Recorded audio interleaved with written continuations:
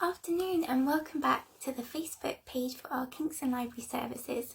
My name is Lou and I would be honoured to introduce you to the worldwide bestseller and absolutely remarkable story of Leo Sokolov, the Tattooist of Auschwitz, documented by a trusted friend and phenomenal author Heather Morris. I find it hard to express in strong enough words, and I don't think there will ever be a book review strong enough to praise the strength and courage of Leo and Gita. This is a story that has completely moved me. My heart is hurting and I keep seeing the characters and I think they will always stay with me now.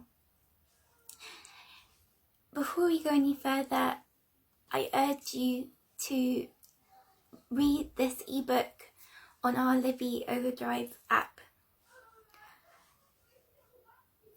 It's a book that I really implore the whole world to read, because we can never let hate dictate, dominate and cause such profound cruelty and heartache. And if I may, I would really like to read the prologue of this story, because even in the darkest and most terrifying of moments, there is two powerful words that resound throughout this story and in the hearts of everyone throughout the world, which is love and hope. Leo tries not to look up. He reaches out to take the piece of paper being handed to him. He must transfer the 5 digits onto the girl who holds it. There is already a number there, but it has faded. He pushes the needle into her left arm, making a 3, trying to be gentle.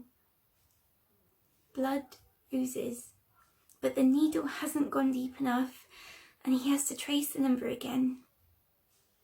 She doesn't flinch at the pain Leo knows he's inflicting. They've been warned. Say nothing. Do nothing.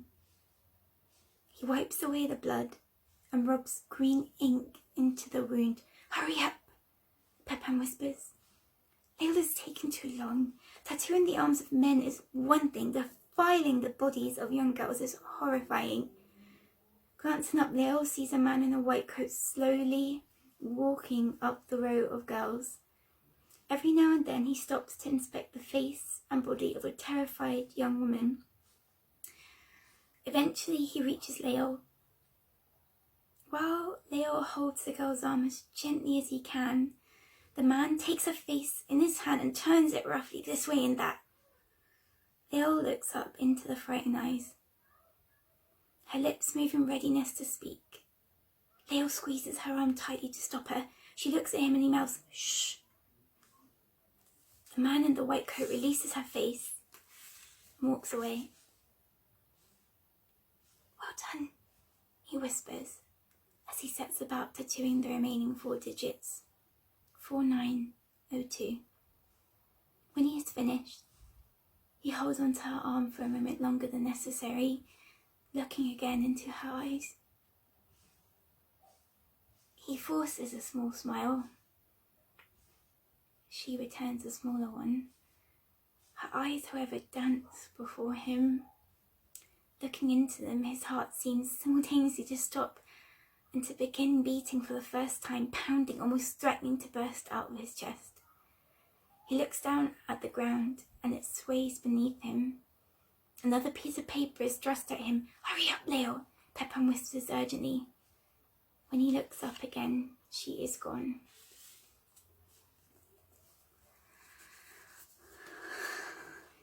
We are introduced to Leo at the prime of his life, his youth, his very young life on his journey to Auschwitz, being transported from Prague, and like many a people aboard this train, he did not know where he was going. He thought that his volunteering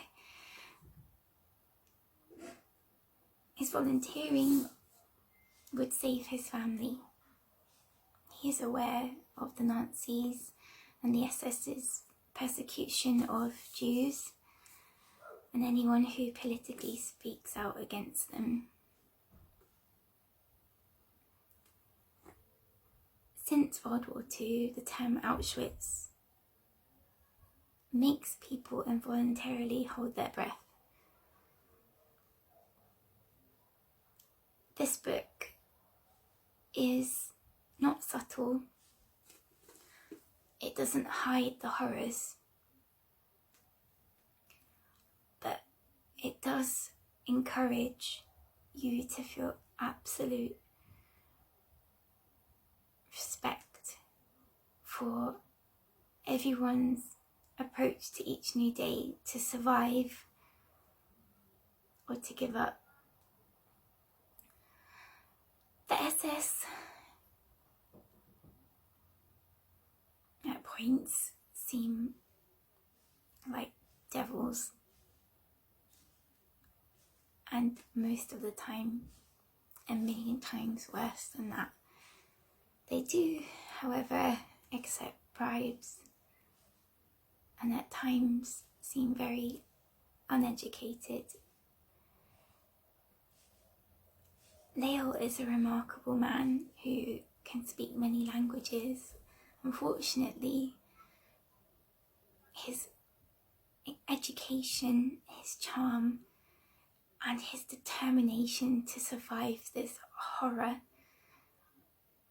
not only gives you the courage to turn each page and to face each chapter, but to also not give up on him. Gary Sokolov is Lael's son, and he approached our author in Australia, Heather Morris, who is part of a social work team, imploring her to tell his father's story, his mother's story, Gita. Lael stresses to her there is not much time. He needs to be with Gita again. And this is the first story that I've ever read in my life where there is such a powerful trust, a deep love, and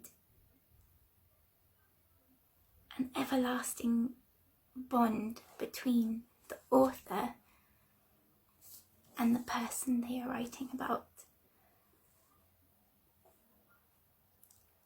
Heather has done Lael's story justice. I would in an instant read her work again.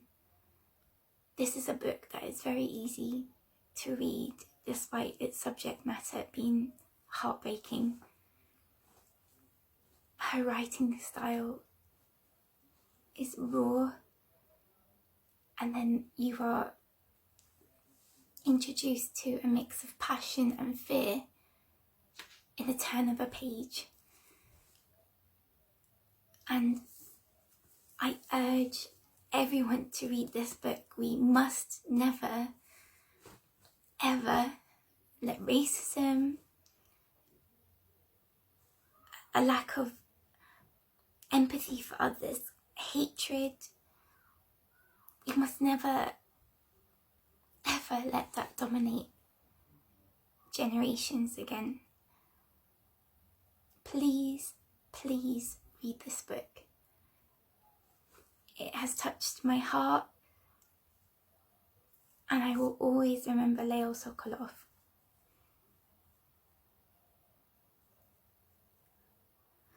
It leaves me speechless.